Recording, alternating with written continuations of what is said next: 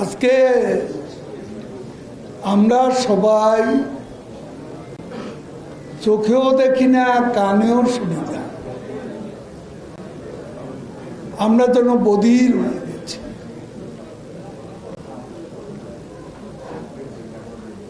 কত 9 মাস পরে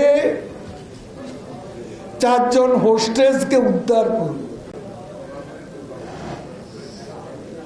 তাতে মনে হচ্ছে এখন বিশ্ব নেতা হলো ইসরায়েলের প্রধানমন্ত্রী।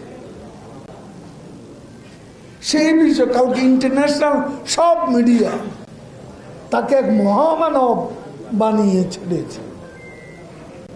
আর বাইডেন সাহেব ফ্রান্সে বসে বলছেন, অভিনন্দন জানাচ্ছেন নেতানিয়াহুকে, প্রশংসনীয় কাজ করেছে, সেজন্য অভিনন্দন জানিয়েছে। আজকে সারা পৃথিবীর মানুষ সাক্ষী। কোথাও শুনলাম না একজন রাষ্ট্রনেতা শেখ হাসিনা ছাড়া কেউ বলবেন না। 213 জন সিভিলিয়ান,